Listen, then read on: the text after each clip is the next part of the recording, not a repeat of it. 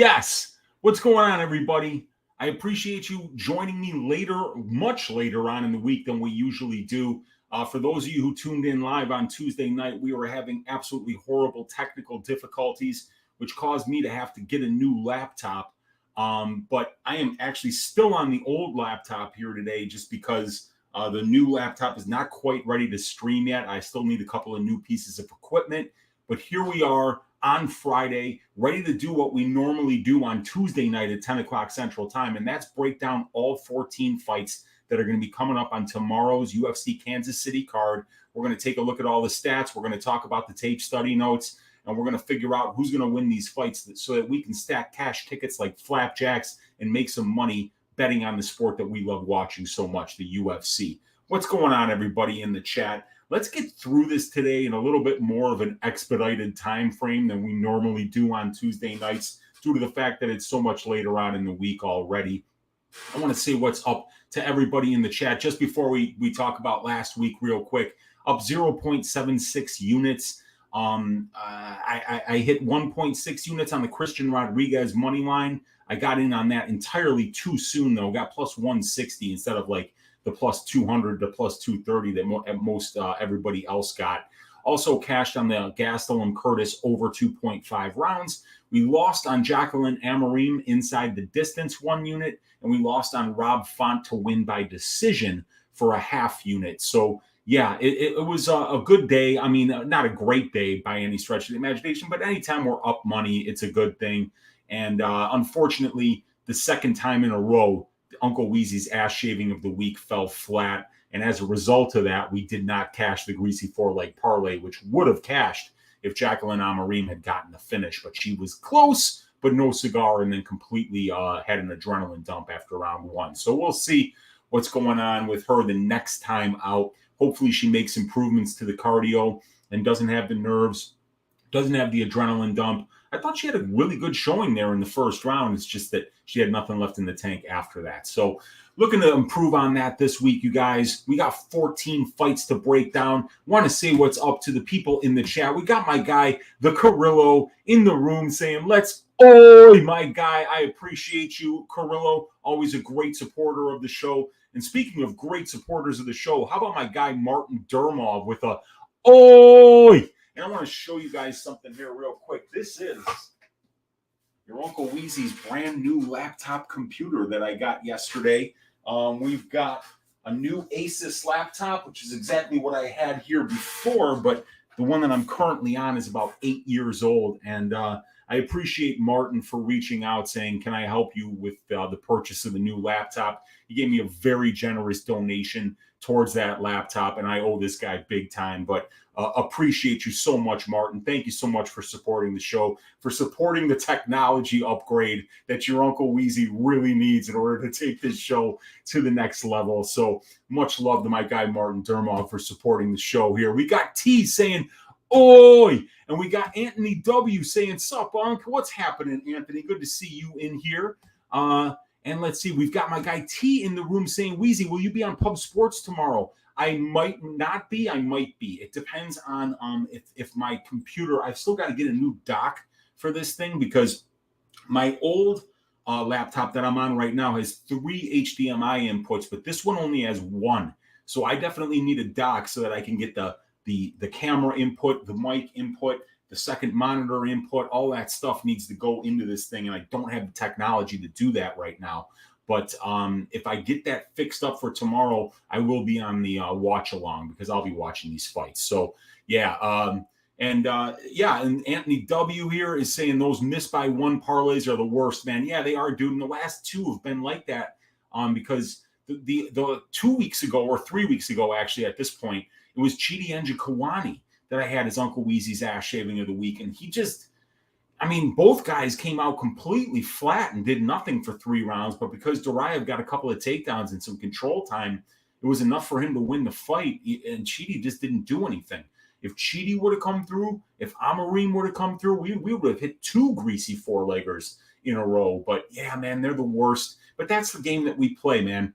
When you're doing greasy 4-leg parlays every week that are coming out to plus 800, plus 1,000, you're going to go through some, stretches where you're not cashing for a long time because they're long shots, and that's why you have to treat them as such and bet them as such. But it's always fun to have those little tiny little action shots where you're betting a little to win a lot. So hopefully I'll be able to find one for you guys this week that cashes. And saying good stuff, Martin. Yeah, dude, I appreciate Martin. I appreciate all of you guys for watching.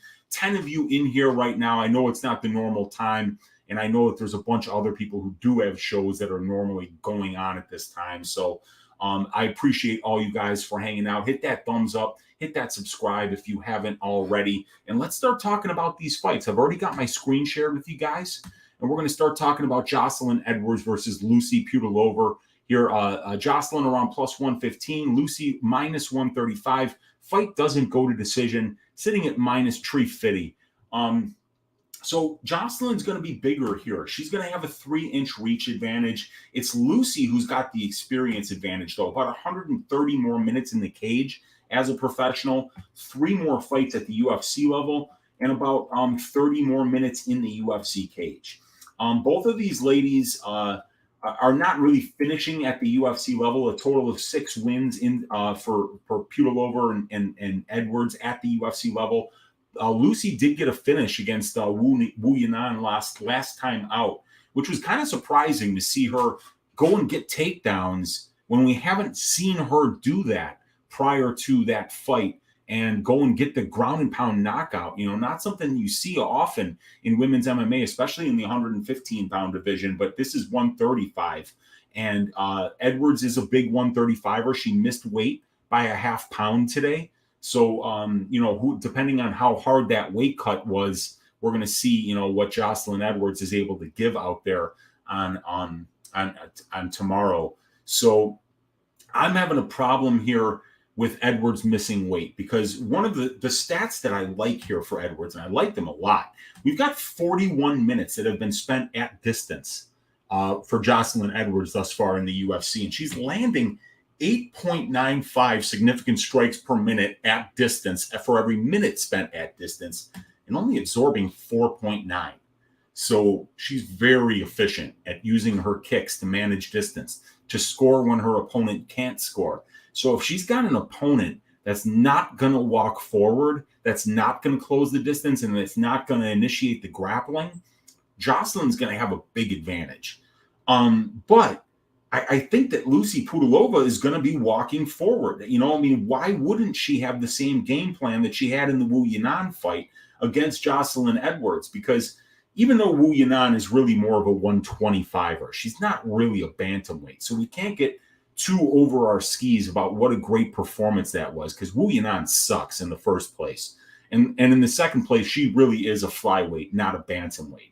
So that Lucy was able to go in there and throw her around. It may not be as easy for her to do that to Jocelyn, but if Lucy fights the same way that she did in that Wu Yanan fight, I think that, she's going to find the way to win the minutes here.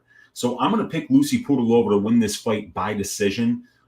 Jocelyn Edwards is pretty tough. She's only been finished once in her career, and it wasn't even at the UFC level. It was earlier in her career by submission. And Pudilova, not really much of a finisher overall as a professional, really only like a 36% finish rate for her. So, yeah, I'm going to pick Pudilova to win this one by decision. And you guys can follow along with my picks here on Tapology. And we're going to pick Lucy Pudilova to win by decision. And every time I kind of hit my button now, my camera goes off. That's where my computer really is at this point, you guys. But like I said, I'm on the old one. Still need to get the new one set up properly in order to be able to stream. But yeah. Okay, so we're starting off with Lucy Pudilova to win by decision. And then now we've got Aaron Phillips versus Gaston Bolanos. And we had Phillips at plus 170, Bolanos minus 195. Fight doesn't go to decision, sitting around minus 170 on Bet Online. These lines that I do have were from the banners that I had put up on Tuesday. So we might have some different lines here. I'll be checking them occasionally just to make sure we're not too far off. But yeah, now Phillips is only plus 156. So it looks like I got a good number on him at plus 170. But yeah, Either way, you guys, let's talk about first Aaron Phillips. Aaron Phillips is a 33-year-old southpaw kickboxer training out of Head Kicks MMA in Lafayette, Louisiana, and Aaron owns that gym. He's got a 12-4 professional record with 8 of those 12 wins coming inside the distance. He's got 3 submissions and 5 knockouts. But Aaron is 0-3 at the UFC level, though, so he does struggle when he takes a step up in competition, as his only regional scene loss was against Chris Gutierrez, and that was in a 5-round title fight in WFC. So he really only has lost to UFC level fighters and has really only beaten regional scene fighters. Aaron is primarily a kickboxer, and it's a small wonder his best striking weapon is a head kick coming out of Head Kicks MMA. That being said, Aaron is also a Brazilian Jiu-Jitsu black belt, so he's a well-rounded mixed martial artist. But when you look at his UFC stats, it's pretty clear to see that his opponents respect his striking way more than they respect his BJJ. Because in only 37 and a half minutes in the UFC cage, Aaron has faced 25 takedown attempts, yielded 14 of them for 44% takedown defense, and he's allowed a dismal 76% control time against, losing almost 96% of the control time positions that he's been in. So Aaron has only managed to keep his UFC fight standing for less than 8 minutes. But in that small sample size, he's got a positive 0.39 distance striking differential, a positive 0.64 distance striking attempt differential. He's got 43% accuracy, which is solid, 58% defense, which is solid, and he's neither landed nor absorbed a knockdown. Aaron has faced a solid level of competition overall, which is a good resume to have when you're facing a regional scene level fighter like Bolanos. And Bolanos, he's a 30-year-old Muay Thai kickboxer hailing from Lima, Peru. He has a 6-3 professional record, with all 6 of his pro wins coming inside the distance by way of knockout. Gaston has a ton of power in his hands, and his highlight reel finishing move is the spinning back elbow. Check out the fight against Rick Gutierrez in Bellator to see that highlight reel finish that he got with that weapon. This will be Gaston's UFC debut, despite the fact he only has 1 fight in the last 3 years, and it was a win against a short notice opponent in the 7-5 Daniel Carey, a guy that Gaston had actually already lost to just 6 months prior to that fight. So I'm not exactly sure what Gaston is doing in the UFC, other than the fact that he should be a fun moment winner who could produce the occasional highlight reel finish. Gaston's ground game is awful. He's pretty much a pure kickboxer, and his opponents are well aware of this. They tend to grapple him successfully, not unlike what Phillips' opponents have done to Aaron Phillips at the UFC level. But the difference here, you guys, is that Aaron Phillips is a BJJ black belt, and when you watch his regional scene competition most recently, you're going to see a guy who does grapple, who does get in that clinch, who's comfortable there, who will go for some takedowns. And Gaston is just a fish out of water on the mat. The guy's terrible down there. So Gaston should be at least as dangerous of a striker while this fight is on the feet, though. But if Aaron can turn this into a grappling match, he should be able to have some success. Gaston doesn't have 1 win on his resume that would lead me to believe he's ready for the UFC, but he's clearly a threat to win moments in the stand-up. So Phillips is going to need to mind his P's and Q's while he's standing here and not walk into one of those spinning back elbows or a big straight left from Gaston.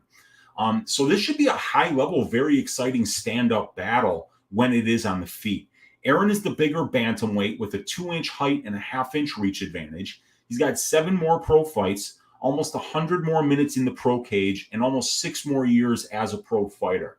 Aaron also has the UFC experience advantage with 3 more fights and 37 more minutes in the UFC cage, as Gaston will be making his UFC debut. Aaron will definitely have the submission grappling advantage, and he's faced, beaten, and lost to the much better brand of competition over his career. Gaston Bolanos is 3 years younger and most likely will be the better moment winner and have the power advantage while this fight is on the feet. If Aaron has any wrestling game at all, I think he can easily find ways to win minutes and even moments on the ground if this fight does go there. And while it's on the feet, I see it being kind of close, as these guys are both high-level strikers with power. I have to lean to the Phillips side, as I feel he's got way more paths to victory. as well as having the experience and the strength of schedule advantages. We haven't seen Phillips in almost 3 years, so that's concerning. Bolanos has only fought once in the last 3 years, so he hasn't exactly been active either. Two fringe level guys that are an interesting stylistic matchup, but I'm going to pick Aaron Phillips to win by second round submission here. I have a bet. I have a 1 unit bet on the Aaron Phillips money line at plus 170. Like I said, I just think he's the more well-rounded guy. I don't think he's going to be completely out of his depth on the feet. He's a very good striker. It's just that, Bolanos' ground game is dreadful. It's really bad. And I'm not exactly sure what he's doing here. But they gave him a winnable fight in Aaron Phillips, a guy who might be checked out. A gym owner who at this point might be a little bit more worried about just cashing a show check and then using that UFC exposure in order to bring people to his gym. So we don't know much here, but on a fight like this where there's questions on both sides, I'd much rather be on the plus money side. I probably should have just not betted at all, but it is what it is, you guys. When you have a read, you got to follow it. My read is that Aaron Phillips is going to find a way to win this fight. All right, next fight that we're going to talk about is going to be Bruna Brasil going up against Denise Gomez. And we got Brasil at minus 170. We got Gomez at plus 145. And we've got the fight doesn't go to decision sitting at plus 145 for this fight. All right, so let's first start talking about Bruna Brasil here. And I'll get the stats up on the screen for you guys as well. So there we go. We don't have stats on Bruna because she's only got a DWCS fight, but we got a little bit of stats here on Denise Gomez. All right, let me get a little bit of this coffee. Still got some leftover coffee from earlier. Hit that thumbs up, hit that subscribe, join the Patreon if you haven't already. Bruna Brasil, 29-year-old kickboxer. And she's actually from Brazil. If you didn't know that already, now you know. That's why you come here. Top-notch analysis, everybody. And she's got an 8-2-1 pro record. She's currently, though, on a 7-fight winning streak. Bruna's coming off a highlight reel head kick win on Dana White's Contender Series over Marnik Mann. Bruna's got really good size and length for the strawweight division. She's 5'6" with an athletic, lean frame. Her head kicks get to the target quickly, and she definitely throws with power as 3 of her 8 pro wins are by knockout. And she's got an opportunistic submission game she pairs with that and uses her front chokes well, not just to defend takedowns and threaten in the clinch, but she can always also finish fights with them, as we saw in the Veloso and Thainara fights that Bruna had earlier in her career. Bruna hasn't lost since 2017 when she was finished in the second round by high-level grappler Jessica Del Boni. Since then, she's 7-0 with 5 finishes versus opponents with a combined 31 win and 18 loss record. So she's been doing very well lately. Bruna has trained at Fighting Nerds alongside Caio Bahaio and also at Insanis MMA. I see her as a well-rounded fighter who uses her wrestling and Brazilian Jiu-Jitsu in reverse to keep fights standing, where she will be the longer, more technically proficient, fast, and powerful kickboxer. And I think she's got a bright future in the strawweight division. She's got the right frame. She looks to be very athletic, former soccer player in Brazil. And, her head kicks get up real fast. She's got speed. She's got the right frame for the division in order to be able to keep people off of her. And it's got long arms, so she can threaten with those front chokes when people try to wrestle her. So I think she's going to be a good prospect here. And coming on the other side of the octagon from her is Denise Gomez, a 23-year-old Muay Thai kickboxer who trains at Piranha Vale Tudo in Brazil. She's got a 6-2 professional record. 4 of those 6 wins coming inside the distance by way of knockout. She's the girlfriend of UFC fighter Carol Hossa, and she's had 2 solid performances thus far in the UFC and on Dana White's Contender Series. Denise is tough as nails.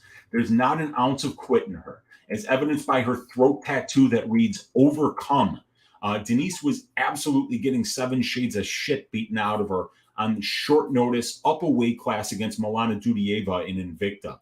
She got taken down in the first, had her back taken, was ground and pounded for an eternity without the fight being stopped. It easily could have been stopped.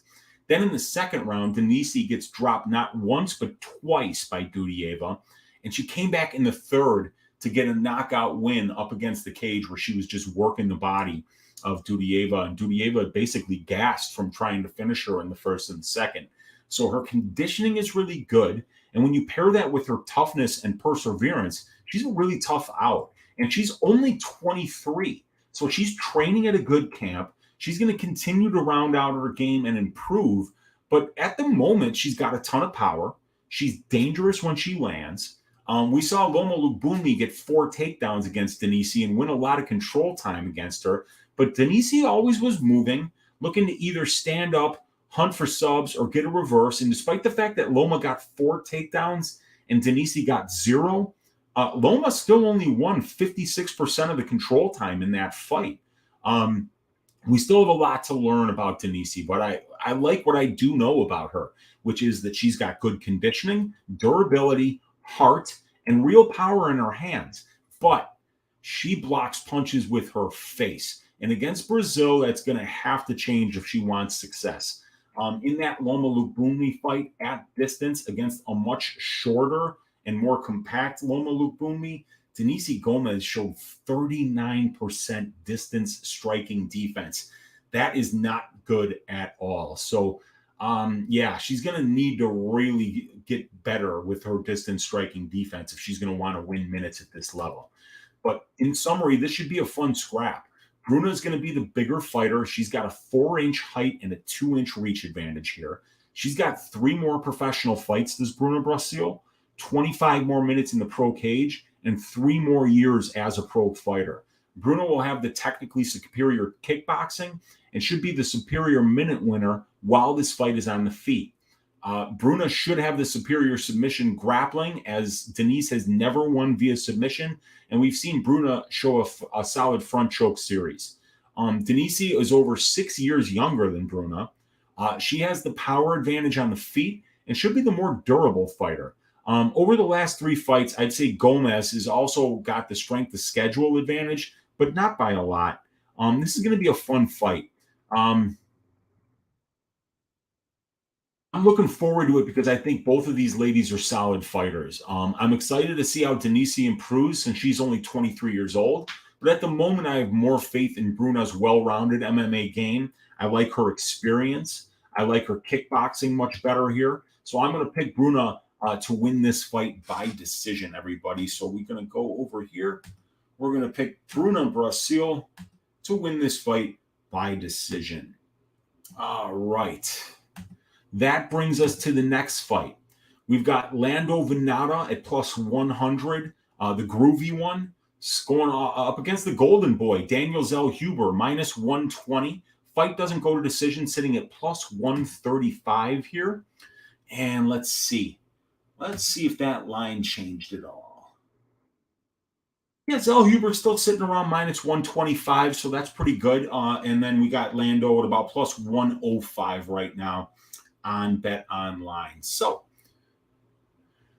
did I bring up that? Beautiful. Let me get to my notes here. So, and then let me get the stats up. All right, there we go. So first, let's start talking about groovy Lando Vanata. He's a 31-year-old fighter. He's got a 12-6-2 record in 20 professional fights. Over 170 minutes in the pro cage, almost 11 years as a professional fighter, and he's 4 wins, 6 losses, and 2 draws in his 12 UFC fights and 135 plus minutes in the UFC cage. 8 of Lando's 12 UFC fights have went to the scorecards, and he's 2-4-2 in those 8 decisions. Lando has a positive 0.1 distance striking differential. He's got 43% accuracy. He's got 57% defense. He's landed 5 UFC knockdowns in 12 fights while only absorbing 1. Lando is flashy on the feet. He throws wild spinning techniques. He switches stances and has landed a highlight reel knockout over John Makdessi that's amongst the best UFC knockouts of all time. Lando's grappling efficiency is middle of the road, and he spends about 80% of his fights at distance striking range, which is a good thing Because he's a solid striker. Lando has definitely faced a solid level of competition overall, as his 12 UFC opponents have a combined UFC record of 80 wins and 61 losses. But his wins are just okay, as the 4 guys that he's beaten, John Makdessi, Marcus Mariano, Yancy Medeiros, and Mike Grundy, have a combined UFC record of 18 wins and 20 losses. So Lando hasn't landed a knockdown since 2018 versus Matt Frivola, where he dropped Matt twice. But he's still a dangerous, well-rounded, and experienced top-notch competitor, so he certainly can't be counted out at the age of 31. And he's going to be going up against the golden boy, Daniel Zellhuber. Daniel's still so young. He's only 23 years old, and he's got a great frame for the lightweight division. 6'1" with a 77-inch reach. Daniel's coming off his first professional loss. It came in his UFC debut against regional seeding journeyman Trey Ogden, and he lost by unanimous decision there. Daniel has been a pro for over 6 years, and he made his debut as a pro at the age of 17. He won his first 5 fights against low-level guys, made his Combate debut at the age of 18. He went 3-0 in Combate against guys with a combined pro record of 14-3. And when he fought them, that is. Then he beat veteran fighters Miguel Arismendi and Alex Bajarona in Luz and Icon, respectively, shaving each of their asses in round 1. And then he got a chance for a UFC contract on Dana White's Contender Series. He beat Lucas Almeida by unanimous decision. Daniel's an impressive striker. He uses his size and length well by maintaining distance with a wide variety of kicks from both legs, both stances, and to all targets. Daniel can also land jump knees and straight 1-2s down the pipe. He even flashed a dangerous submission game with 2 wins by submission, even getting a cheeky late first-round finish against Arismendi via calf slicer. With such an impressive highlight reel, and with his Dana White Contender Series win over Lucas Almeida aging well, Daniel Zellhuber went into his UFC debut against Trey Ogden, who had just been outstruck by Jordan Levitt in his last fight as a -400 favorite. Not Ogden, but I'm talking about Zellhuber, closed at -400 versus Trey Ogden.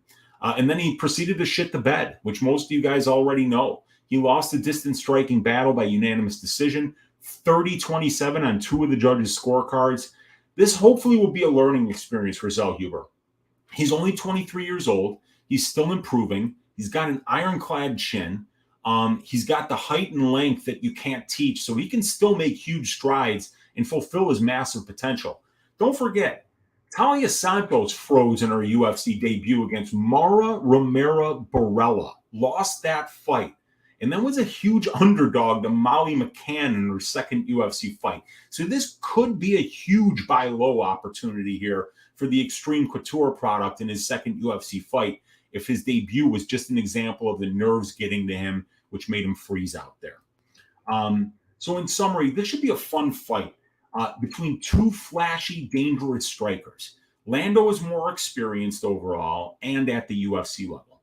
He's the better wrestler, and he has a sneaky submission game as 5 of his 12 pro wins are by submission. We think of Lando as a striker, but we're talking about a guy with 5 of 12 pro wins by submission here. Lando's fought the much better level of competition as a professional, and it's Daniel who's going to have the massive measurables advantages here. 4-inch height advantage, 6-inch reach advantage, 7 years younger than Lando. Those length advantages will allow him to be the superior distance manager here at striking range, as long as he stays busy with his volume. This could be a buy low spot on Zellhuber if indeed he did just freeze in his UFC debut, but it's also possible that Zellhuber is happy in a low volume distance striking match if his opponent wants it there. And also Daniel might not have enough experience to know how to win minutes that way yet. There is certainly the possibility of Vanata giving Zellhuber a vet lesson here, but I am going to pick the 23-year-old golden boy to get back on track here and beat Lando Vanata by decision. All right, so go here. Lando Vanata by decision.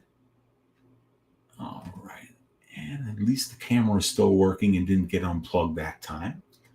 Okay, the next fight that we're going to talk about, Jillian Robertson, the Savage, minus 130, going up against Piera La Fiera Rodriguez at plus 110. The fight doesn't go to decision, sitting around minus 130 here.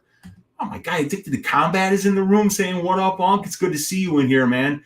And T's saying, yeah, remember when Zellhuber shit in our apple pie? He got, dude, I had him as the ass shaving of the week that week. So he definitely shit in my apple pie. And I think the reason I didn't win the greasy four-legger that week was Zellhuber. We got Tone Miggins in the room. And yeah, of course, we unplugged the computer again. We got Super Alternate in the room saying number one in the space. Wheeze Dog, what's up, Super Alternate? Good to have you in here. Bob Spikerman's in here. We got Adam Rush up in here. We got my guy Chris Carter up in here. I'm seeing a lot of overs this week. Most of my positions are overs. I've got a couple of them as well, my man. I like the over in the Algeo fight. I like the over in the Jocelyn Edwards fight. And I've got them parlayed, I believe, as a tracked bet this week. So, yeah, man. And Anthony W saying, fight's already tricky to pick a side. She goes and misses weight. Glad I stayed off of this one. Yeah, man. It was a tricky one to already pick the side on that curtain jerker. But now we got Jillian Robertson making her strawweight debut here. And it's going to be very interesting to see how much better her wrestling gets now that she's going to be able to wrestle some smaller girls here in this division. Because Jillian's been submitting a lot of flyweights in her career. 8 career wins in the UFC, and 7 of them are inside the distance. But let's first start talking about Jillian the Savage Robertson here. She's only 27-year-old fighter, and she's making her strawweight UFC debut after fighting 13 times in the UFC as a flyweight. Jillian is 11-7 as a professional, and she has an 8-5 UFC record, but 7 of those 8 UFC wins coming inside the distance. We got 6 submissions and 1 knockout for Jillian. She's a moment-winning grappler who relies on getting takedowns and hunting for submissions from top position. Jillian has never won a UFC fight without getting a takedown, which makes sense because her distance striking is below average, and she has a terrible time getting back up when her opponents take her down. Anytime her opponents have been able to stop Jillian's takedowns or get takedowns of their own and not be at a grappling deficiency against her is when we see Jillian struggle to find success. And I don't expect her striking to improve anytime soon. Jillian has a negative 1.76 distance striking differential. She's got 34.5% distance striking accuracy, and that's not going to cut the mustard against even the lowest level strikers, especially since Jillian has never landed a knockdown before. And with her cutting an extra 10 pounds, her ability to absorb strikes on the feet could be compromised. And against somebody who hits as hard as Piera, that could be a problem. Jillian has fought solid competition overall, and she's only losing to the top flyweights. Seeing how Jillian looks on the scale after her first cut to 115 will be vital information to look for on Friday. And I wrote this up, obviously, like on Monday. I was planning to do it on Tuesday. But yeah, Jillian made weight, and that was a very good thing to see. Everybody made weight except for Jocelyn Edwards, and she missed weight by only a half pound. So we've got to assume that Jillian's going to be ready to go, and it's going to be interesting to see her make her flyweight debut tomorrow. And she's going to be going up against Piera Rodriguez, who's an undefeated 30-year-old fighter originally from Venezuela, and she's now fighting out of Black House in Southern California. Piera has 5 pro wins by knockout, and she's got 4 pro wins by decision. She's got rare power in her hands for a strawweight. She does a good job of mixing in the wrestling and has the conditioning and toughness to push a pace and compete at this level. Piera has a slightly positive distance striking differential while throwing negative 0.74 distance strike attempts per minute less than her opponents. And she has solid distance accuracy at 42% and distance striking defense at 61%. Piera gets 4 takedowns per 15 minutes while only yielding 1, but her efficiency is below average as she has allowed over 3 minutes of control time on those 2 takedowns that she allowed. This matchup is going to be imperative Piera stops the takedowns from Jillian, as Jillian has had success with her submissions against UFC flyweights. Piera's wins over Hughes and Hansen by decision are both decent wins, but definitely not spectacular. So in summary, Jillian is the younger fighter here by 2.5 years, and she's 2 inches taller. She has twice as many professional fights, 11 more fights at the UFC level, and over 90 more minutes in the UFC cage up a weight class. Jillian is the superior submission grappler, and she's fought the better level of competition overall. Now, Piera will be the better striker here by a lot, and will definitely be the better moment winner on the feet, while also most likely being the better minute winner there as well. She also has solid wrestling, but we will find out on Saturday how big of an advantage Jillian has in the wrestling and submission grappling, as I'm sure Jillian isn't cutting down to straw weight so that she can strike more. This comes down to whether Piera can stop the early takedowns and weather the early storm. If she can, I don't know if Jillian has the cardio to win minutes for 3 rounds with just her wrestling and top control, and she will lose minutes and moments for as long as this fight is on the feet. But for now, the prediction is going to be Jillian Robertson to win this fight I'm going with second round submission. Now that she's made weight and she's more experienced, she's fought the better level of competition. And, I'm thinking that even though Piera has stopped 7 of 9 takedowns, the fact that she's giving up as much time on the takedowns that she did give up, in particular in the first round to Kay Hansen, leads me to believe that Jillian should be able to win the minutes on the ground and win enough minutes to either win a decision or to find that submission. And, because we haven't seen too much of Piera's ground game against somebody the level of Jillian Robertson, I'm going to pick Jillian Robertson to win this one inside the distance. Like I said, by second round submission here for Jillian Robertson, making her UFC strawweight debut. All right. Oh, boy. And the next fight is Zach Cummings versus Ed Short Fuse Herman. Let me get... Oh, God, the computer unplugged again. Jesus Christ. All right. Let's see here. Banner... Zach Cummings, minus 210. Ed Herman, plus 180. Fight doesn't go to decision. Sitting at plus 135. I'm not breaking down this fight, you guys. This is a bizarre one because we haven't seen Fat Cummings in almost 3 years. He's coming off a serious injury. He used to be a part owner, I believe, of Glory MMA. And with the Krause situation, I think he was forced to sell the gym. Now he's training over at Factory X. Fat Cummings is a welterweight, and then he's moved up to middleweight because he didn't want to cut the weight anymore. So he was already kind of a fat middleweight, but still a very competitive one. Obviously, Cummings has been around forever. 9-4 record in the UFC, so he's a good fighter. But now he's 38 years old, coming off of a serious injury, and now he's not just fighting at middleweight anymore. Now it's light heavyweight. So he's just put on another 20 pounds of fat. And now he's up here at light heavyweight, fighting at the 42-year-old Ed Short Fuse Herman. And, Cummings has been fighting the better names lately, but, a lot, like Michelle Prazeres is a welterweight. Trevor Smith, Trevin Giles is a welterweight. Omari Akhmedov, fought a lot of his career at welterweight. Cummings got the unanimous decision win against Alessio Di Chirico a long time ago. And, he wouldn't have even won that fight unless he had landed that nasty head kick in the last 2 seconds of the fight.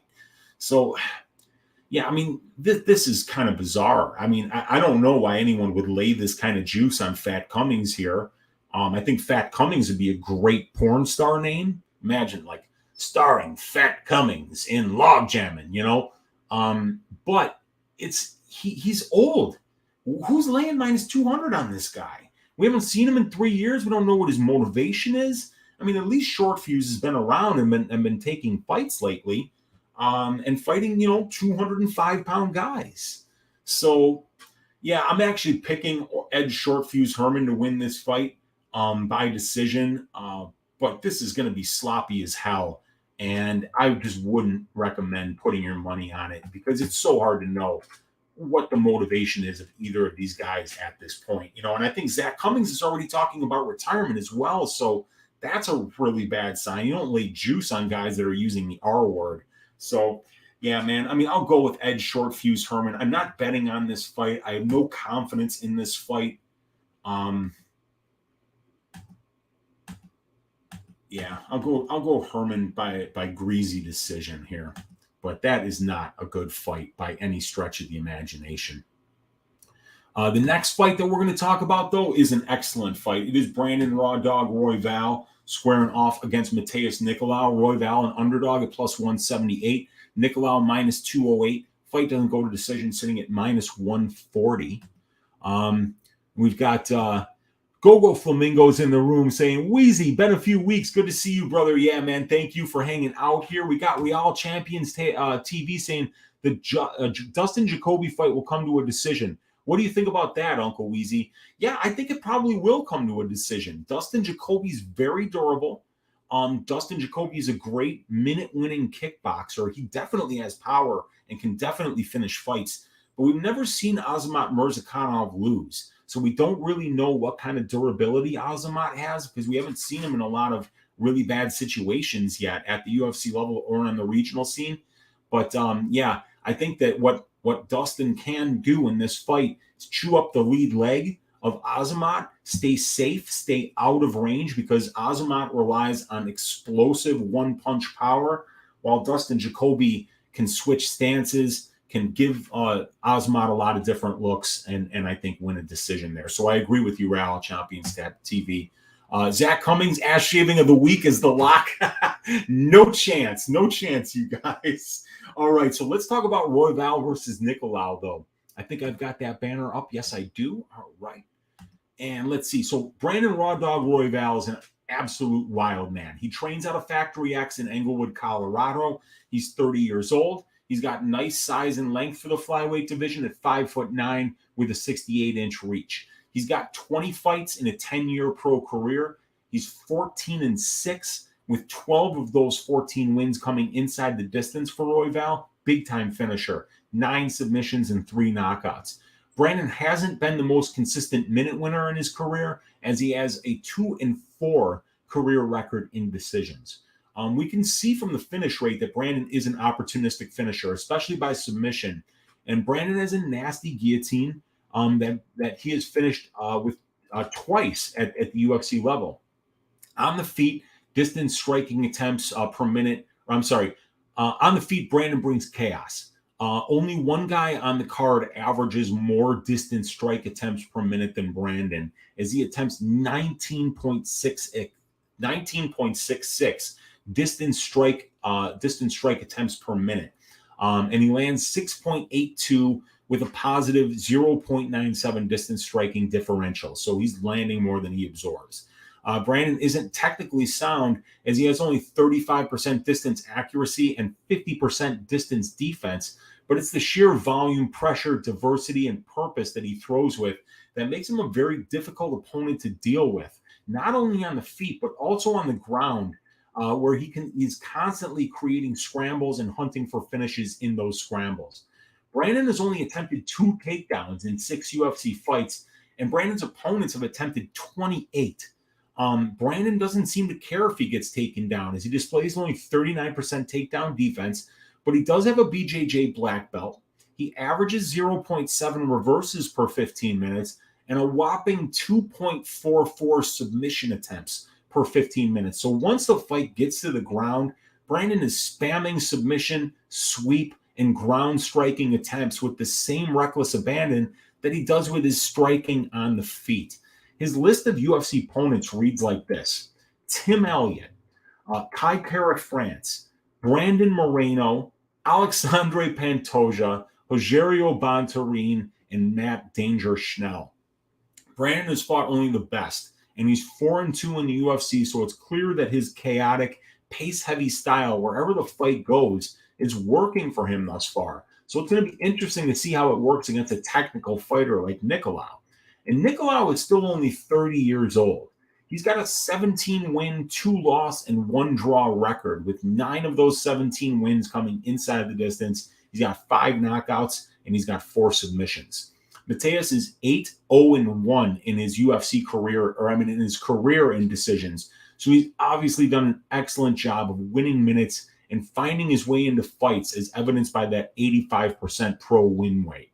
Mateus is low volume on the feet, but he's very technical and precise. He's got 52% distance striking accuracy and almost 69% distance striking defense. He's got a positive 0.57 distance striking differential, and he's landed a whopping 8 knockdowns in 8 UFC fights, landing a knockdown on 2.52% of the distance strikes that he lands. 77% of Mateus's UFC fights have taken place at distance striking range, where he does his great body of work. 23% of his fights that take place in control time positions are also being won by Mateus. He's averaging 1.52 takedowns per 15 minutes, getting his takedowns at a 45% clip, attempting 0.91 submission attempts per 15 minutes, and he's showing 93% takedown defense. Mateus wins 80% of the control time positions that he's in, and he's only been controlled for 4.65% of the 99 minutes that he's been in the UFC cage. Mateus has faced a solid level of UFC competition overall, and his wins are right in line with where Royval's wins are at the UFC level. So this is going to be a fascinating stylistic matchup. Excuse me, guys. Raw Dog Royval is going to be 3 inches taller. He's going to have a 2-inch reach advantage. He's been the better finisher as a pro and has also shown more durability in his losses, as Mateus has been finished in his only 2 pro losses. Brandon throws a lot more volume on the feet, and he pushes a pace his opponents are uncomfortable fighting at. He's fought the better level of competition overall, and he thrives in the grappling scrambles and has a nasty guillotine. Mateus Nicolau, though, has 50 more minutes of pro cage time. He's got 2 more UFC fights and almost 60 more minutes of UFC cage time in comparison to Royval. Nicolau is more technical, powerful, and defensively responsible on the feet. He will be the fighter more likely to go for takedowns here and win control time minutes. But if he chooses that route, he's going to put himself into Royval's dangerous guard and have to play defense from top position. So we'll see if Nicolau can handle Royval's pace on the feet and thrive there.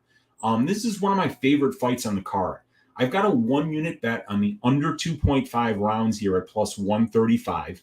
I think this fight finishes inside the distance because wherever this fight goes, both of these guys are both very dangerous. I understand why Nicolau is the favorite here, but I won't be laying the juice due to the fact that I don't think Nicolau gets the style of fight that he needs to be at his technical best.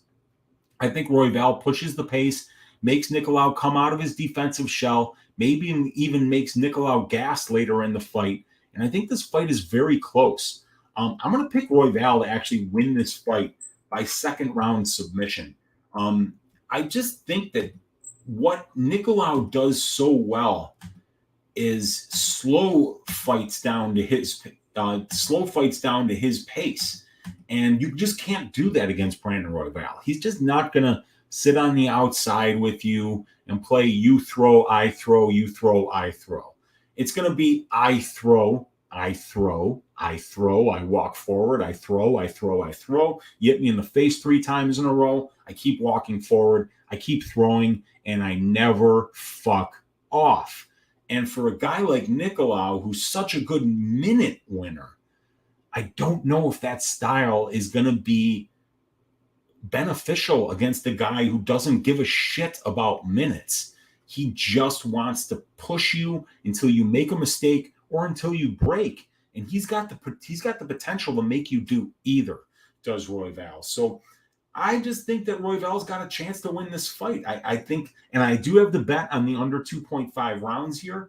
I don't think I'll be getting to the Royval money line at all, but I can't wait for this fight. It's one of the best fights on the entire card, and it's going to be super fun to watch. 2 really top-notch flyweights here. Super exciting division, and the flyweights have been finishing at a crazy rate this year. So very interesting stylistic matchup. Picking Raw Dog Royval to win that fight by the second round submission. All right. We got Tyler Duda in the room. What's up, Tyler? Good to see you hanging out here, man. And then the next fight that we have is Bill Algeo at minus 200 going up against TJ Brown at plus 170. The fight doesn't go to decision, plus money at plus 140. All right. So let's start talking about Bill Algeo here after we get the stats up on the screen for you guys. So Bill is a 33-year-old veteran who's big for the division at 6 foot. He's got a 73-inch reach. He's got 23 professional fights, 16-7 pro record, and an almost 11-year pro career. 10 of those 16 wins are finishes. He's got 4 knockouts and he's got 6 submissions. But all of them came on the regional scene, with the exception of the win over Herbert Burns. Bill pushes a frantic pace. He throws almost 16 distance strike attempts per minute spent at distance. He can mix in the grappling. He's got bad takedown defense and a really good get-up game. And he's got the conditioning to push the pace for the full 15 minutes. Bill's got a positive 1.76 distance striking differential, and he's got 48% accuracy, and he's got 54% striking defense. He's neither landed nor absorbed a knockdown in 6 UFC fights. Bill's been taken down a whopping 21 times, though, in 6 UFC fights. He's shown 54% takedown defense, but despite the fact that Bill only has 5 UFC takedowns and Bill has yielded 21 UFC takedowns, Algeo has been out-controlled by his opponents 29% to 21%. So he definitely gets up quick when he gets taken down. And when he's the one getting the takedowns, he's doing a better job of holding down his opponents than his opponents are doing of holding him down. So Bill's faced a solid level of competition, man. He's got 6 UFC opponents that have a combined record of 33 wins and 22 losses. His wins are over decent names like Spike Carlisle, Joe Anderson Brito, and Herbert Burns. But Bill has only lost to studs at the UFC level. Ricardo the Bully Lamas, Ricardo Ramos, Andre Philly. Those are really good losses. Now, TJ Brown is going on 33 years old here. He's a veteran of the sport. He's got a 17-9 pro record, 26 pro fights, with 14 of those 17 wins coming inside the distance. He's got 4 knockouts and he's got 10 submissions. He's a switch stance fighter who's 5'9" with a 72-inch reach. TJ is 3-3 in the UFC against what the analytics would call low-level UFC competition, with a combined record of 11 wins and 18 losses. TJ is a volume-heavy striker. He's got a 4.75 positive distance strike attempt differential, and he lands 1.09 more distance strikes per minute than his opponents do. He hasn't landed a UFC knockdown, but he has absorbed 2. TJ spends about 39% of his UFC cage time at distance striking range. So obviously TJ has been active in control time positions thus far in the UFC. He's getting 3.28 takedowns per 15 minutes. He attempts 1.64 submissions per 15 minutes, and he's getting 1.09 reverses per 15 minutes. So he's very active when the fight is in control time positions, and he's allowing 2 takedowns per 15 minutes, 0.73 reverses per 15 minutes, and 1 submission attempt per 15 minutes, 1.09, I'm sorry. So he outdoes his opponents, 0.73. So he outdoes his opponents in all 3 of those categories while winning 59% of the control time positions that he's been in. TJ has shown some questionable fight IQ in the UFC, as well as having piss poor haircut IQ. And both of those qualities make him a very hard fighter to back in the UFC cage. TJ is a veteran. He's competent everywhere, but in the barber's chair making good decisions. And he's got good conditioning. He's got good durability. He's got a solid submission game, and he's got really good volume on the feet. But he finds ways to give away minutes by making bad decisions, and I don't see that part of his game improving at the age of 33. So in summary, this is going to be a high-paced back-and-forth fight. I definitely see this fight going over 2.5 rounds, as 10 of 12 of Algeo and Brown's combined UFC fights have went over 2.5 rounds. So Algeo is going to be 3 inches taller. He's got a 1-inch reach advantage. He's been more durable than TJ Brown, and he's never been knocked out and finished in a lower percentage of his losses.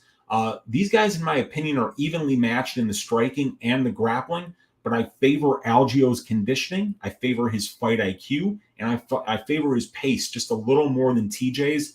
And Algeo has definitely faced the better level of UFC competition. So I'm going to pick Bill Senior Perfecto Algeo to win this fight by decision. So we'll go here. I didn't see TJ Brown's haircut, you guys, today. Can you guys in the chat let me know if he's got a decent haircut this week? Because I did not see it. And I'm fearing the worst, if I'm being honest with you guys, about what the haircut was for TJ Brown. But I missed it because I've been doing stuff earlier today, trying to get ready for this other computer to be up and running for you guys for the next time I stream. All right, so let's talk about the next fight, which is going to be Clay the Carpenter Guida, the ultra veteran, at plus 220, squaring off against Rafa Garcia, minus 260. The fight doesn't go to decision, sitting up at plus 140 here. So if we get these stats up on the screen, there we go. Let's first start talking about the Carpenter. Clay is an absolute legend, a 58-fight veteran, an ambassador of the sport of mixed martial arts as well as freestyle wrestling. Like your Uncle Weezy, Clay is an Illinois product, and he's got a 37-21 pro record with over 570 minutes in the pro cage. Clay is 41 years old, but he still seems to be fighting at a high level as he's won 3 of his last 5 UFC fights. Clay's best attributes have always been his wrestling and conditioning. On the feet, Clay's hard to find. He's got a 62.4% distance striking defense, but his 30.7 distance striking accuracy is what lets him down and causes him to be at a negative 1.02 distance strike differential. Since 2013, which is what all of Clay's stats pictured are computed from, Clay spends 56% of his UFC cage time at distance striking range. That means 44% of his fights take place in control time positions where Guida thrives. Clay is averaging 2.3 takedowns per 15 minutes while only allowing 0.66. He wins almost 81% of the control time positions he's in, while out-controlling his opponents 35.5% to 8.5%. Clay is fighting, beating, and losing to veteran fighters with about a 1.4 win-to-loss ratio on average since 2013. So he's still fighting solid competition and performing well against them. Clay is always in fun fights, so I'm looking forward to seeing the scrap against Rafa on Saturday. Now, Rafa is only 28 years old. He's a Mexican fighter with a really impressive 14-3 professional record. He's got 9 wins coming inside the distance. 8 of those 9 are by submission, which is really good against Clay Guida, who's been submitted a ton, and he's got 1 knockout. Rafa has made the move to team elevation, which is going to be great for building the conditioning necessary to push a wrestling-heavy game plan, which is when Garcia does his best work. Garcia is 3-3 thus far in the UFC against mediocre competition. His average UFC opponent has a record of 3.17 wins and 2.83 losses. And his 3 UFC wins are over guys with a combined 3-win and 7-loss record. Rafa's low volume at distance. He's got a negative 3.34 distance striking differential, distance strike attempt differential, and he's got a negative 1.54 distance strike differential. Rafa has neither landed nor absorbed a knockdown. He's doing his best work in the 34% of his fights that take place in control time positions. Rafa's getting 4.24 takedowns per 15 minutes, and he allows only 0.88. And he's winning 90% of the control time positions that he's been in. Rafa has 8 career wins by submission, and Clay has been subbed 9 times in his 21 losses. So I have to believe that Rafa's going to be looking to get this fight to the ground, win minutes there, and potentially moments there against Clay. In Rafa's 3 UFC wins, he's getting 41% control time, and in his 3 losses, he gets about 21% control time. So in order to feel confident Rafa's going to be able to win this fight, I need to feel confident that Rafa will be able to win minutes on the ground against Clay due to the fact that Rafa's distance striking numbers are showing he hasn't been a reliable minute winner at distance thus far in the UFC. In summary, both of these guys are similar fighters in what they do well. They both thrive when they win minutes in the wrestling and grappling exchanges. Clay has the overall and the UFC experience advantages. Obviously, Clay will have the better volume and minute winning potential on the feet, as he always has fantastic conditioning and can improve as the fight goes on.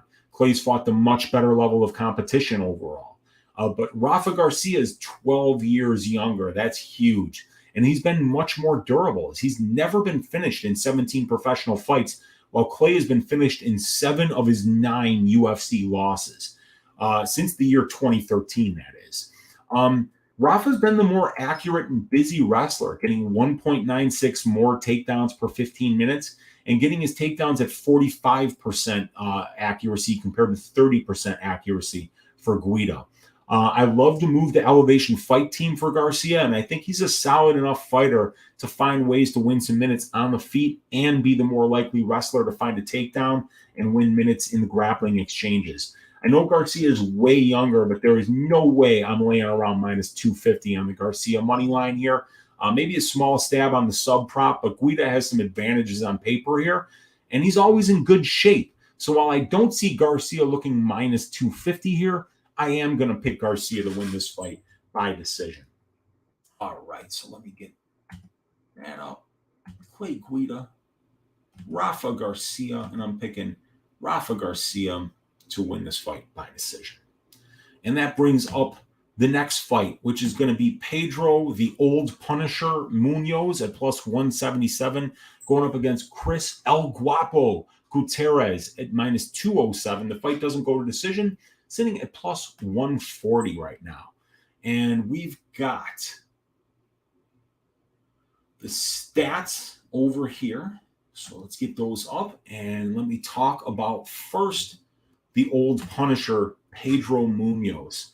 So don't let the nickname the Young Punisher fool you. Pedro's not young. He's a 36-year-old bantamweight, but he's got a 19-win, 7-loss, and 2 no-contest record with 18 UFC fights and almost 200 minutes in the UFC cage against top-notch competition. Pedro has been versatile in the UFC cage. He's got 3 wins by knockout, 3 by submission, and 3 by decision. Pedro really has been a better moment than minute winner at the UFC level, as he has a 3-7 record in UFC decisions. So when you look at the stats, you can see why that is. At distance, Pedro has a negative 0.92 distance strike differential, and he throws 2.64 less distance strike attempts per minute than his opponents do. His accuracy and defense numbers are both solid, but not spectacular.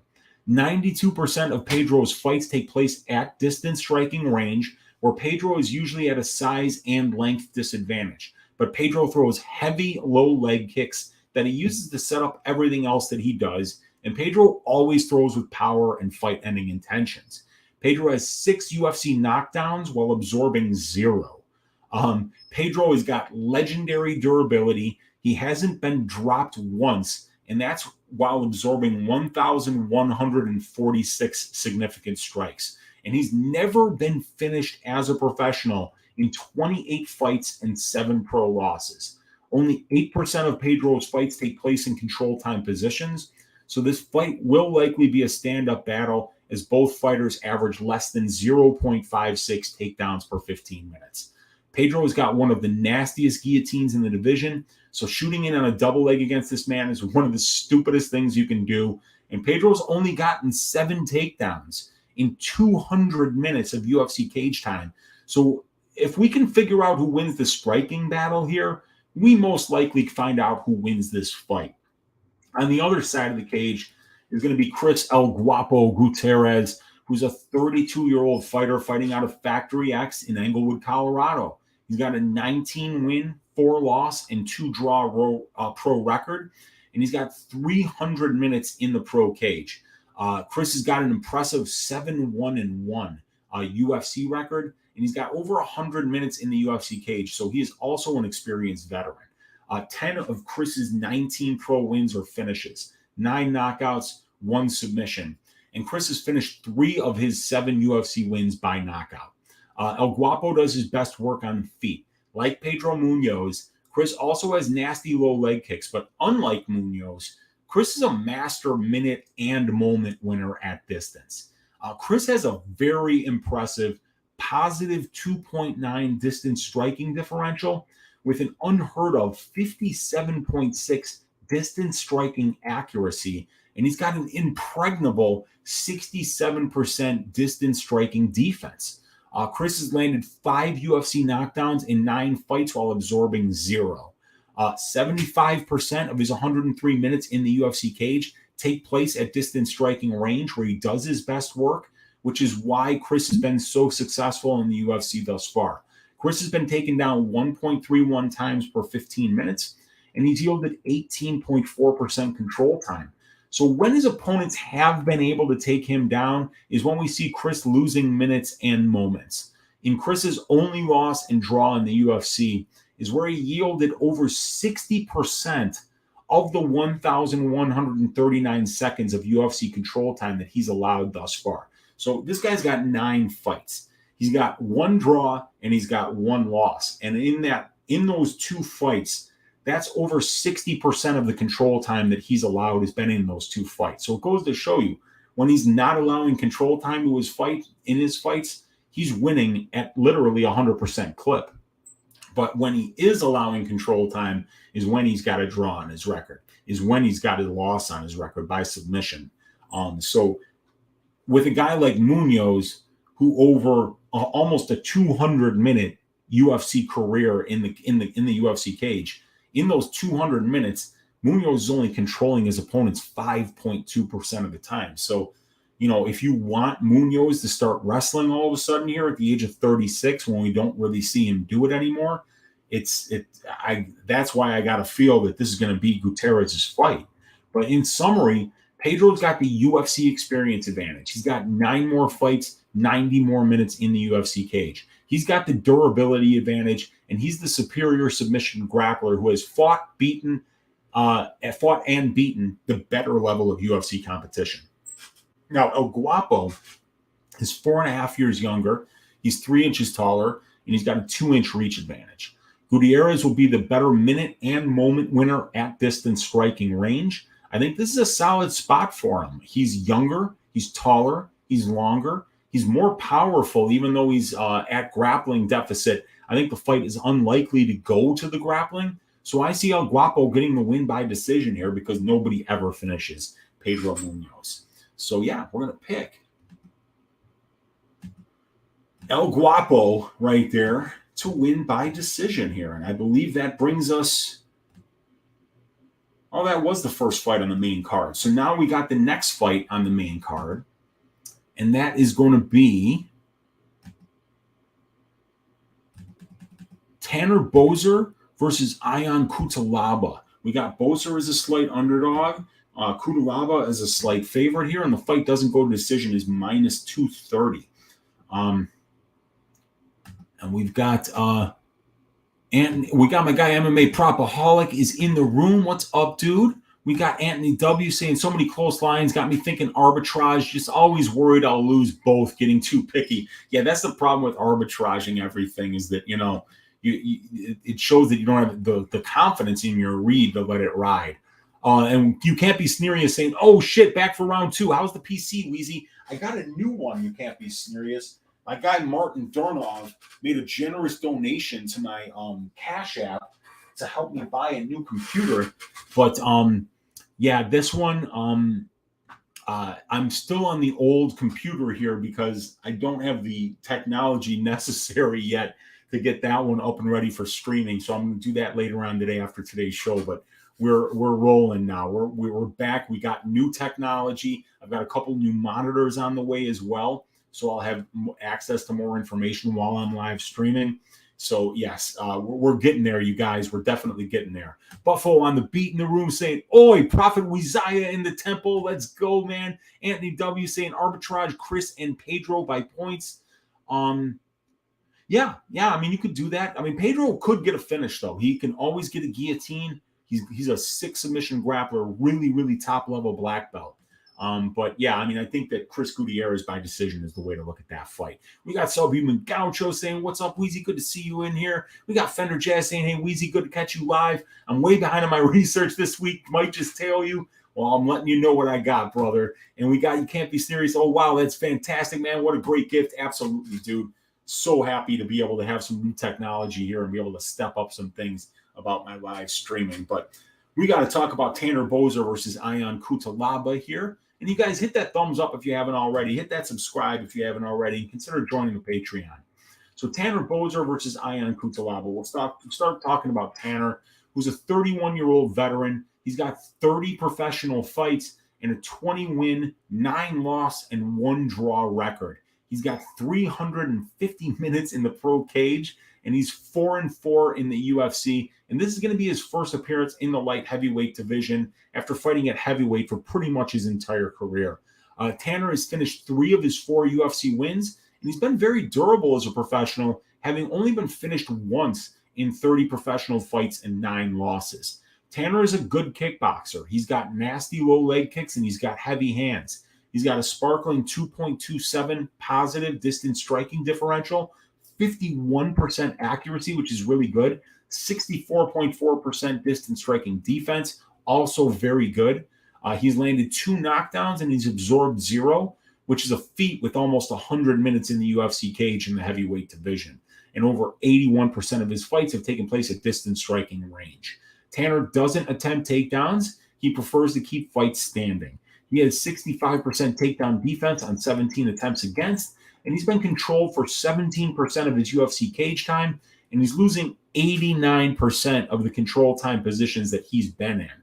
Tanner's got a solid UFC strength of schedule with a positive 1.45 win-loss ratio, and his average opponent has a UFC record of 7.63 wins and 5.25 losses. His wins are just okay, but his 4 losses are to top-notch guys who have a combined UFC record of 43 wins and 23 losses. Now, Ion Kutilaba is a light heavyweight mainstay who's only 29 years old. He's got a 16-win, 9-loss, 1-draw, 1 no-contest record in 27 professional fights. His UFC record, it's less than sparkling, 5 wins, 8 losses, and a draw. But he's always in fast-paced, exciting fights, so the UFC keeps him on the roster, and that's a good thing for the fans.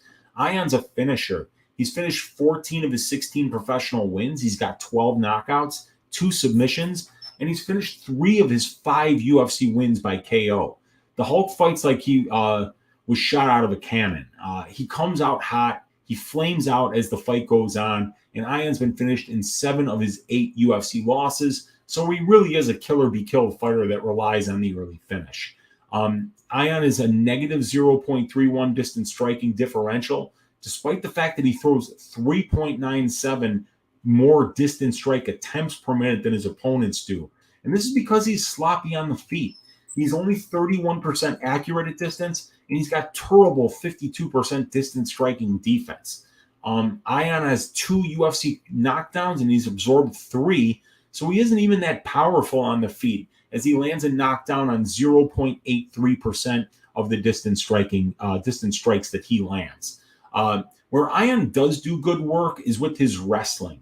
He averages 4.7 takedowns per 15 minutes, and he outcontrols his opponents at a 1.7 to 1 ratio. He's winning 63% of the control time positions that he's in, outcontrolling his opponents 26% to 15%.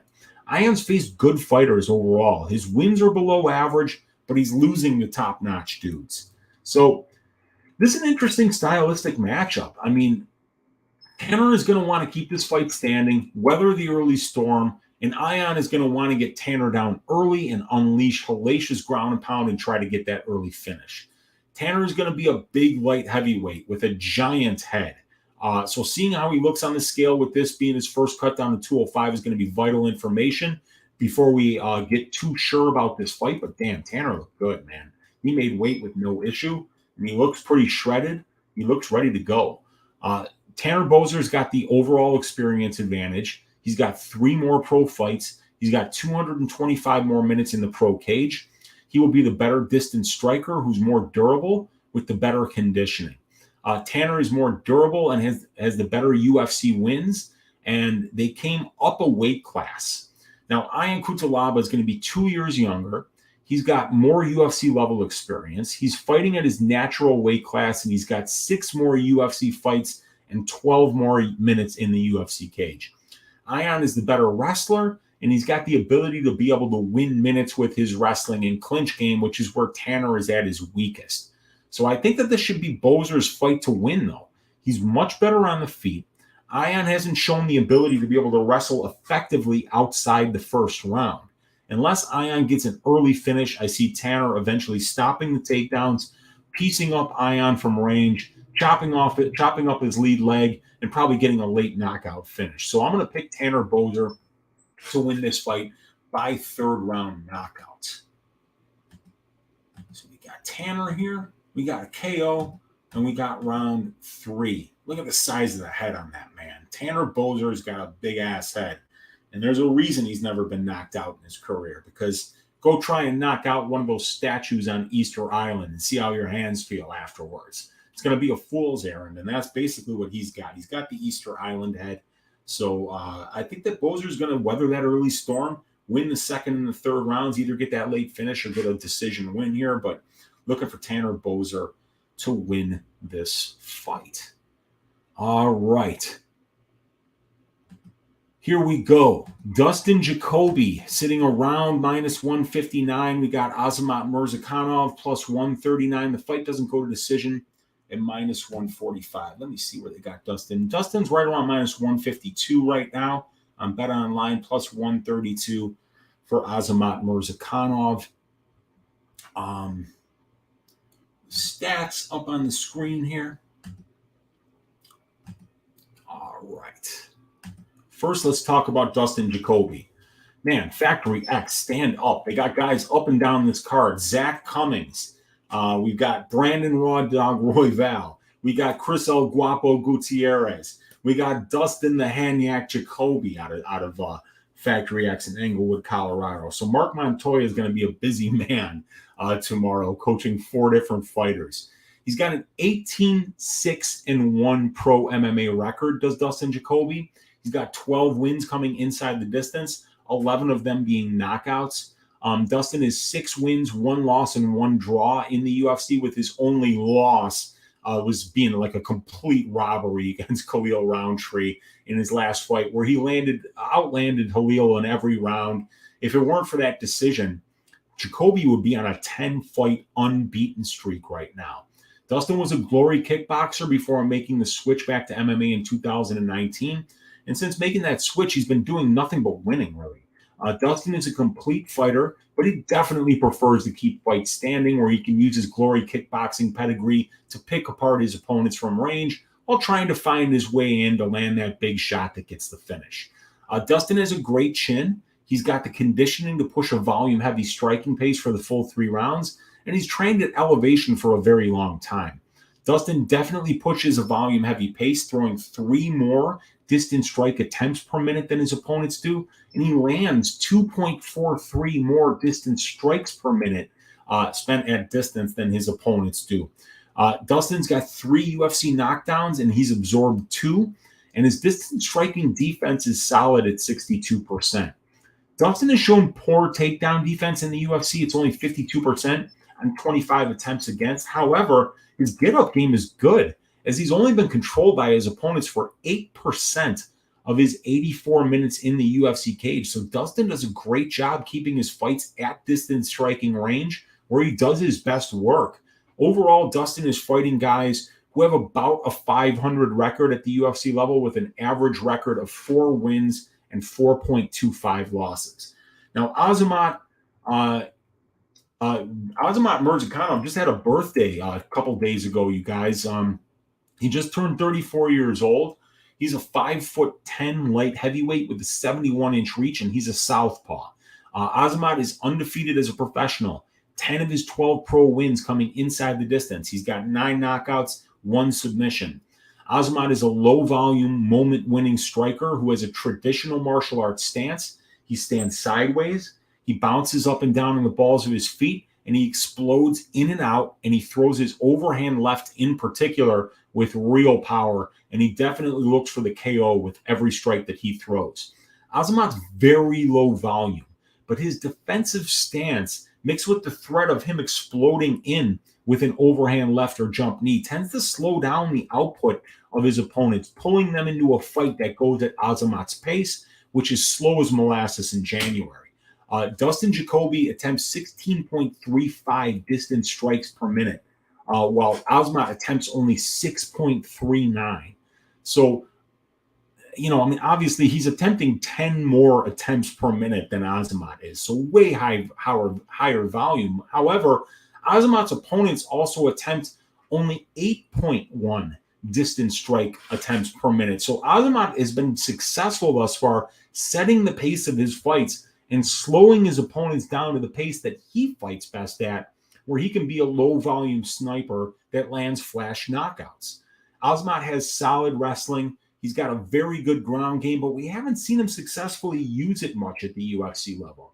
He's got one UFC takedown in 2 fights, and he's amassed almost 20% control time for, while only allowing 3% control time against.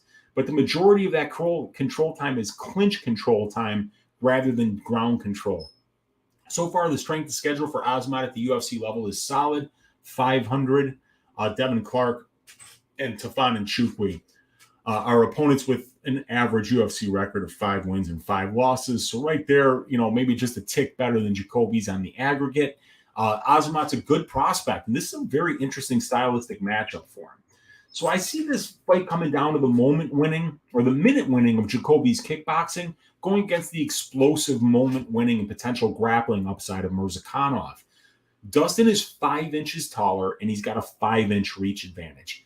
He's got more experience. He's been much busier as a professional in comparison to Azamat, as he's got 13 more professional fights, 150 more minutes in the pro cage. He's got 6 more UFC level fights, 60 more minutes in the UFC cage. Dustin is the superior technical kickboxer, and he's fought a higher level of competition over the length of his career in comparison to Azamat. Murzakanov is 1 year younger. He has the power advantage on the feet, and he will be the more likely guy to win minutes in the clinch, in my opinion. The ground control positions as well, he should be the one more likely to win minutes there, if he can get that going. This is a great fight with a very interesting stylistic component to it that will compare the technical precision of Jacoby's kickboxing to the explosive moment-winning potential that Azamat has. But what I really think is going to happen here is that Dustin's going to pick apart Azamat from range. He's just the much better kickboxer, and even though this is southpaw versus orthodox, and that usually favors the southpaw, Dustin will switch stances, and you do see him do that, in particular in the Oleksijczuk fight. In the Roundtree fight, 2 out of his last 3 fights were against southpaws. And what he'll do is he'll switch to southpaw so that he can chew up that lead leg of his opponent. And that's something that we really haven't seen done yet to Azamat. And if Jacoby can do that, and he can land some shots to that lead calf, into that lead leg, while in the southpaw stance, it's going to really reduce the explosiveness as Murzakanov goes into the 2nd and 3rd rounds. And plus, if you look at Azamat, he is very explosive, but look at his style. He's always on the balls of his feet. He's always bouncing up and down. You can't do that for 15 minutes. That's a very high output, even without throwing any strikes. Just bouncing up and down, in and out on the balls of your feet is very energy intensive. So I just think that Dustin is way better conditioned. He's the way better technical kickboxer here. And he's got the kind of chin that can absorb 2 or 3 big shots and maybe not even show that they hurt, because we saw Khalil land some big shots against him, but Dustin was never in trouble in that fight. So definitely like Dustin Jacoby to win this fight, and I'm going to pick him to win this one by unanimous decision over Azamat Murzakanov. All right, and then that brings probably my favorite fight on the whole damn card here. Edson Barbosa going up against Billy Quarantillo. We got Barbosa plus 146, Quarantillo minus 166. The fight doesn't go to decision, sitting at minus 135 here. All right. Let's get these stats up on the screen. And let's see.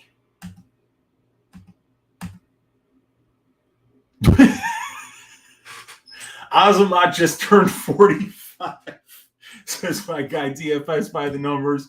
Ring a ding ding, you guys. Go Flamingo with the $20 donation saying I got cleaned out last weekend.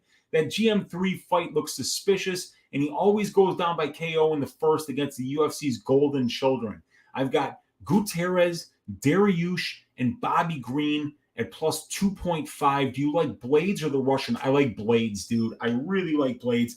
Of course, the Russian can win it in the first round with an explosive knockout. But the only time that we've really ever seen Sergey Pavlovich put on his back, he was put there by a kickboxer in Alistair Overeem, and Overeem just absolutely destroyed him. I think if Blades gets one takedown in this fight, the fight's going to be over. So I like Blades. Thank you so much for the donation, man. Dirty Reg likes Blades too. You owe me $10 for that. Yeah, that Russian is scary in the first. That's for sure, man. There's no doubt about it. And then we got Go Flamingo again. Please pass this $10 on to Dirty Reg for me. You got it. I appreciate you, Go. Thanks so much, man. Just kidding, he said. And wait, isn't just the tip usually on late at night? Yes, it is, Buffalo on the beat, but I had technical difficulties on Tuesday night. My computer, which I'm actually on right now, was dying a horrible death, and it was making horrible noises. So I had to completely shut the show down. And I've got another computer, but it's still not ready to stream. So yeah, we had to do this impromptu show on Friday afternoon. You earned it. I love people that agree with me. I appreciate you, man. Let's go, man. Matthew Chalk says, what's up, dude? Good dono on the show, though. Appreciate you. And you killed R2-D2. Yeah, I know, man. R2-D2 sounded, that's what happened. That's what it sounded like I was murdering R2-D2 live on the air. Everyone on Billy Q, but he's not even a minus 200 favorite. So are people really betting him? I don't know, man, but we're going to find out, dude, because Billy Q against Edson Barbosa is an absolutely fascinating stylistic matchup. Let's start talking about Junior Barbosa first. 37-year-old veteran kickboxer hailing from the great nation of Brasil. He's got 33 professional fights with a 22-11 pro record. 14 of those wins coming inside the distance, 13 knockouts, 1 submission. Edson's a well-tested UFC veteran with 22 fights in the promotion and a 12-10 record. Edson does his best work at kickboxing range, and he's best known for his nasty low leg kicks and highlight reel spinning back kick KO over Terry Edom, which is an all-timer of a UFC knockout highlight. Edson has got a positive 0.69 distance striking differential, 45% accuracy, 62% defense, and he's landed 10 UFC knockdowns while absorbing 5. So he does have serious power while his fights are on the feet. And almost 76% of Edson's 257 minutes in the UFC cage has been spent at distance striking range. Where Edson has had problems is when the fight goes to the ground. He's got solid 75% takedown defense against 72 attempts, but he's only winning 18% of the control time positions that he's been in. And he's getting out-controlled 20% to 4%.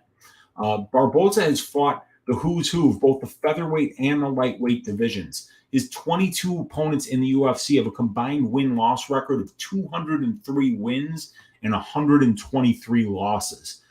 Edson has solid wins over guys who also have a combined winning record in the UFC of 94 wins and 72 losses. Edson has seen it all, and at 37 years old and 333 minutes in the pro cage, we might be nearing the end of Edson's pro career, but as long as this fight is at kickboxing range, he will always be dangerous and powerful. Billy Quarantillo, pace, pressure, volume, heart, durability. Billy Q breaks dudes. He is such a fun fighter to watch. He's 17-4 as a pro in 212 minutes of cage time. He's got a 5-2 record in the UFC. He's finished 4 of those 5 wins inside the distance, 3 knockouts, and 1 submission. Billy keeps a crazy pace wherever the fight goes. He attempts a whopping 23.82 distance strike attempts per minute spent at distance, and he's a landing 11.3 of them. These numbers are absolutely crazy. 11.29 landed, 23.82 thrown. So he's just really just putting on a crazy pace that his opponents can't keep up with. His opponents are even attempting a massive 18.61 distance strike attempts per minute, which means that even though they get dragged into Billy's pace, they still can't match it, throwing 5.21 less distance strike attempts per minute than Billy does. Billy's landed 2 UFC knockdowns and absorbed 1. Only 40% of Billy's 86 minutes spent in the UFC cage have taken place at distance striking range. The other 60% is spent in control time positions, where Billy wins around 55% of the time, despite the fact that his opponents have 2 more takedowns than Billy does. Billy's only gotten 26% of the 38 takedowns he's attempted, and his takedown defense is sitting at 59%, which isn't great either, but he still manages to win a little more than he loses when it comes to the grappling positions. Billy can certainly be sloppy out there, but he makes up for it with his conditioning and his output. The biggest problem here for Billy will be his 43.6% distance striking defense. Edson is so good at attacking the calf when he does come upstairs. He's accurate and powerful, whether he's at boxing range or kickboxing range. Edson clearly does have problems when he's pressured, so Billy would be smart to stay in his face from the word fight. In summary, we've got Edson is 1 inch taller. He's got a 5-inch reach advantage. He's got the overall and UFC experience advantages with 12 more pro fights and 120 more minutes in the cage, in addition to 15 more UFC fights and 170 more minutes in the UFC cage. Edson is the more technical, dangerous, and powerful kickboxer, and if you stay at range with him, he will chew up your lead leg and eventually find a big shot that knocks you down and or out. Edson has definitely faced and beaten the better brand of competition at the UFC level. Billy is 3 years younger than Edson, and he's been more durable as a pro, being finished only once in 21 professional fights. Billy keeps a terrifying pace, and he uses that pace, volume, and pressure to break his opponents. Billy will definitely have the conditioning advantage here, and he will be the more likely fighter to mix in the wrestling to push the pace of the fight and keep Edson away from where he does his best work, which is at distance striking range. This is a fascinating fight. Edson's technical precision and power versus Billy's furious pace and pressure. I feel as if Billy can win this fight as long as he doesn't take a backward step. He needs to mix in the wrestling and breaks Edson with his pressure. However, if Billy can't get takedowns, I'm not sure how his 43% distance striking defense will deal with Edson at distance striking range. I think this fight could go either way. I honestly have no idea who wins this fight. I really don't. I'm going to pick Billy Q to win by 3rd round knockout, but I actually think the plus money on Edson is very interesting this week. Edson could absolutely hurt Billy and maybe even find a finish here if Billy doesn't shore up that distance striking defense. The official pick, Quarantillo by 3rd round knockout, but I have no faith and I won't be betting Billy Quarantillo here, and I think the plus money on Edson Barbosa is very interesting. That 43% distance striking defense against the guy as powerful and technical as Edson Barbosa is terrifying if you're on that Billy Quarantillo side. But if Edson doesn't get him out of there early, you know what's going to be happening. Billy Quarantillo is just going to be absolutely putting that volume on you and making you look for the door. So that brings us to the main event of the evening, you guys. Max Holloway, the blessed one, going up against almighty Arnold Allen. We got blessed against almighty. It's going to be a great fight. Almighty Allen, 2 years younger. Almighty Allen having a 1-inch reach advantage, but Max Holloway is going to be 3 inches taller. It's an orthodox versus southpaw matchup with Allen being the southpaw. Holloway's more experienced. He's got 10 more minutes in the pro cage. You know what? I think I forgot to put the banner up.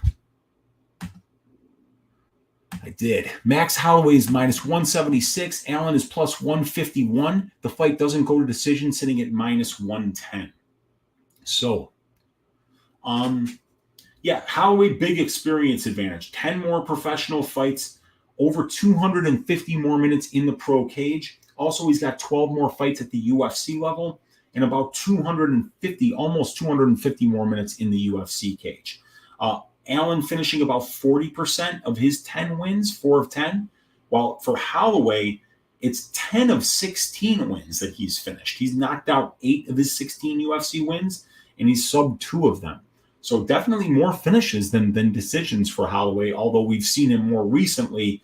All 5 of his last 5 fights have went to decision. And 8 of these guys' last 10 fights have went to decision, with the exception of Calvin Kattar getting knocked out by Arnold Allen after blowing out his knee, and then Arnold Allen just putting it on Dan Hooker in the first round and knocking him out. All right, but distance striking range is very important here. Both of these guys have very good distance striking differentials. For Max Holloway, it's about 1.96 positive. For Arnold Allen, it's about 1.85 positive. So both of these guys are doing fantastic work, landing more strikes than they absorb, throwing more volume than their opponents throw. They're both pretty accurate, but check this out.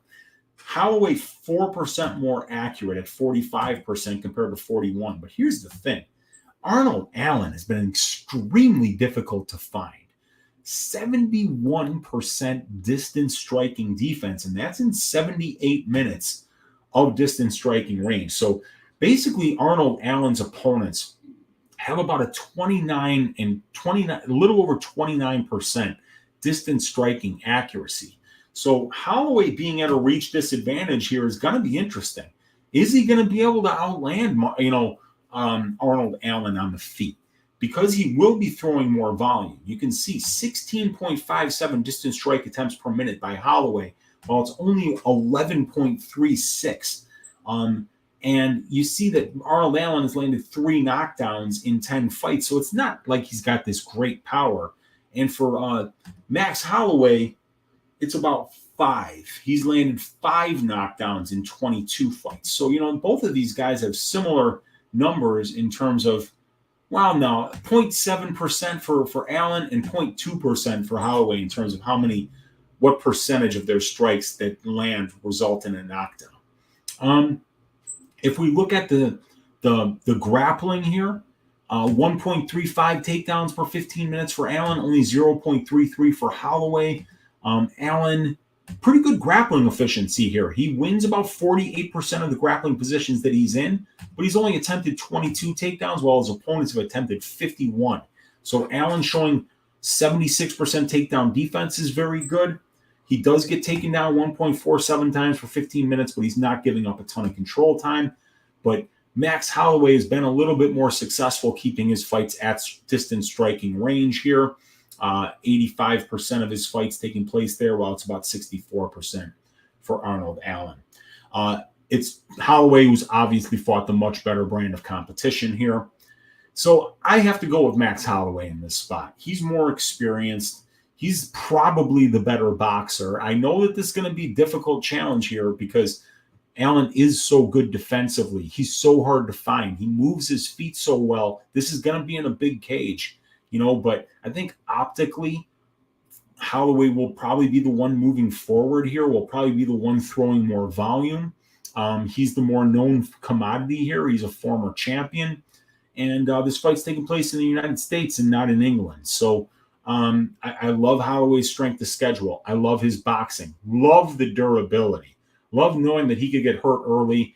Allen could go for a finish, not get it, and then wind up gassing down the stretch while Holloway will just continue to get better and better and better. Nobody's finishing Max Holloway by knockout. He has been finished once in his career by submission. My pick for this fight is going to be Max Holloway, the Blessed Express, to win this one by decision. Really interested to see how Arnold Allen looks in this opportunity here to get a fight against a former champion and an absolute legend of the sport in Max Holloway. But I'm going to be picking Max Holloway to win this one by decision. Let me bring up my tracked bets for this week, you guys. So it is going to be my Bet MMA Tips account. Let's log in. Profile. And we lost the camera here, but you guys can see the screen. Here are the bets for this week. I've got a 1-unit money line bet on the Aaron Phillips money line at plus 170. I've got a 1-unit bet on the plus 135 for under 2.5 rounds for Mateus Nicolau versus Brandon Royval. I've got a 2-leg parlay here, the over 2.5 rounds in the Edwards Kutilaba fight, parlayed with the over 2.5 rounds in the TJ Brown Algeo fight. That's minus 106 for 1.5 units. That's all I have tracked so far. If you're a member of the Patreon, check me out there. I might be adding some bets later on today after I get the timestamps put on this video. But those are the track bets so far. I'm pretty light on this card, but there's been a lot of other behind-the-scenes stuff going on this weekend or this week with the computer dying and all this stuff. So I haven't been able to put as much time into it as I normally do. But at least I got all the research done before the computer died on Tuesday night. So my guy Dizzy Spider saying, Weezy, oi, where the heck you been? Glad you back. We're on the old computer here, definitely doing some work here, trying to get everything done. Saying, let's see,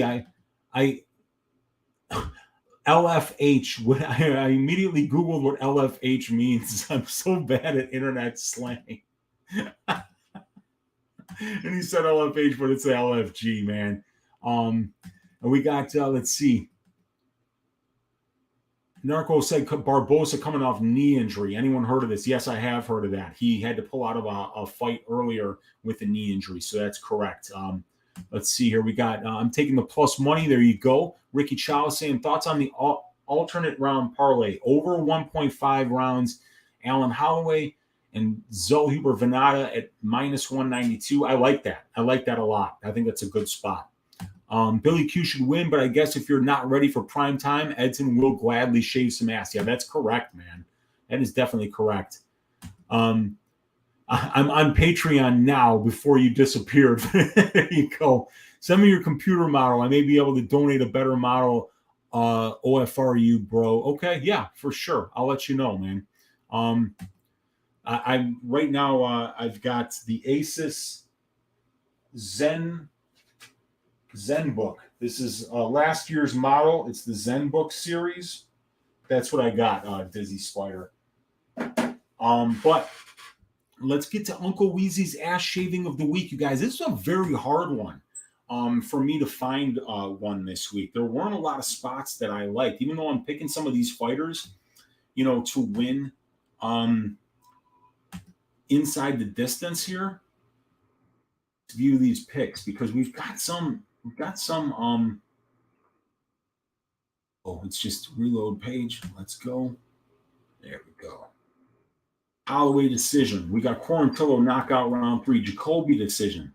Bozer knockout round 3. Gutierrez decision. Garcia decision. Algeo decision.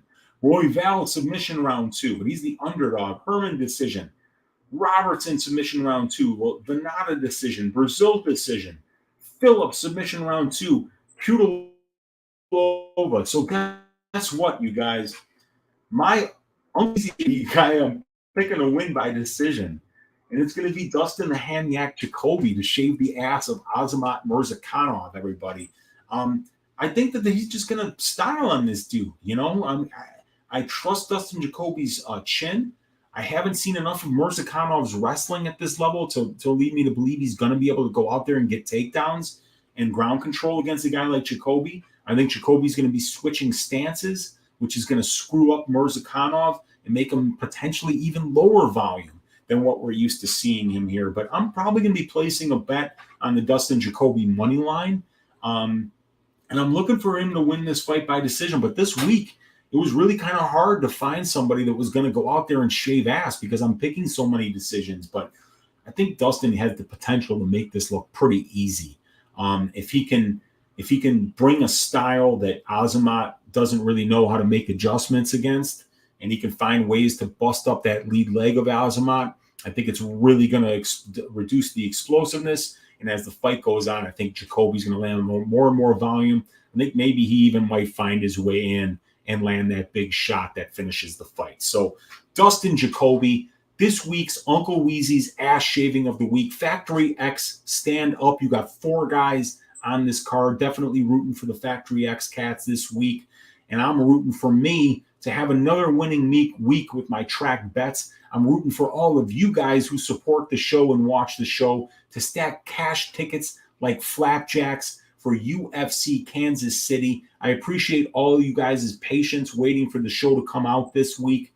I've left my Cash App in the description of the video if you want to make a donation to the show. That would be much appreciated. Join the Patreon if you haven't already.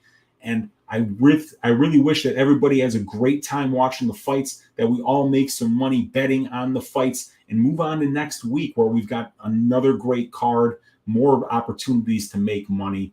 I will be putting out a greasy 4-leg parlay a little bit later on today after I figure out what 4 legs I want, and we will find our ways in this week to try to make some money off of these bookies.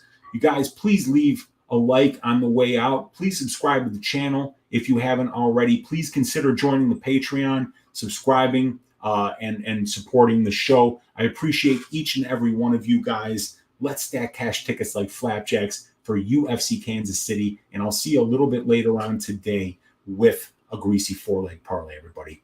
Have a good one and good luck.